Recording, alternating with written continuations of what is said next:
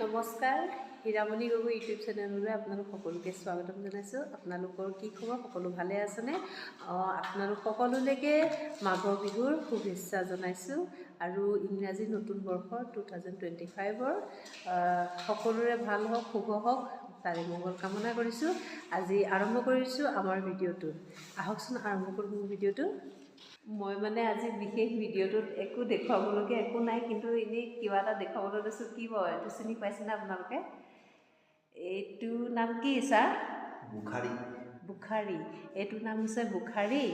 আৰু আমি য'ত আছোঁ মানে ছায়াংটাজত, ইয়াত বহুত ঠাণ্ডা। মানে নৰ্মেলি আপুনি ইয়াত কিমান ডিগ্ৰী চেলচিয়াছ চলি থাকে ছাৰ?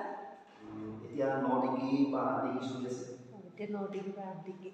বৰষুণ দিয়া দিনাটো আৰু 1 ডিগ্ৰী বা 2 ডিগ্ৰী 0 ডিগ্ৰী এনেকুৱা মানে ঠাণ্ডাত গা ধোৱাটো খুব কষ্টৰ কথা এনেকুৱা হয়। তাৰপিছত এতিয়া মই মানে এতিয়া আমাৰ ক্লাছৰুমত সোমাই আছোঁ। ইভিনিং ষ্টাডি হ'ব হোষ্টেলত। ইভিনিং ষ্টাডিত ক্লাছৰুমত পোহাৰীৰ ব্যৱস্থা কৰিছে। ষ্টুডেণ্টবিলাকে বহুত মানে ঠাণ্ডা অনুভৱ কৰে, নহয় জানো? সেইকাৰণে কি হৈছে বোলে ফাদাৰে ক্লাছৰুমত পোহাৰীৰ ব্যৱস্থা কৰিছে। কি বুখাৰী, মই পোহাৰী কৈ আছোঁ, ক্ষমা কৰিব দেই ভুল। ইয়াত মানে বহুত ঠাণ্ডা ক্লাছৰুমত, সেইকাৰণে কি কৰিছে ফাদাৰে বুখাৰীৰ ব্যৱস্থাটো কৰি দিছে।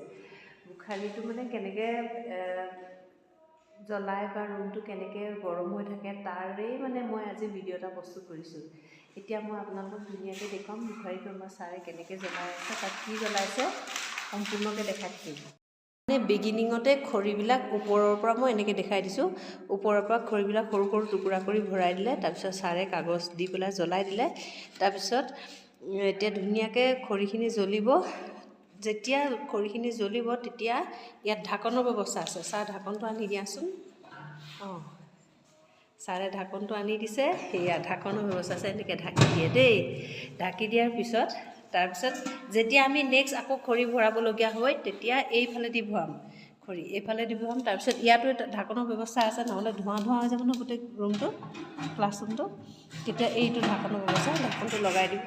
এয়া তাৰপিছত তেতিয়া ধোঁৱাটো কেনি যাব আপোনালোকে চাগে ভাবি আছে, নহয় জানো? ধোঁৱাটো এইয়া পাইপৰ ব্যৱস্থা আছে, ধুনীয়াকৈ ধোঁৱাটো খিৰিকীয়েদি বাহিৰলৈ যাবলৈ পৰাকৈ এৰিছে। আপোনালোকে ধোঁৱা দেখিছে চাগে, পাইপেদি ধুনীয়াকৈ ধোঁৱা ওলাই আছে।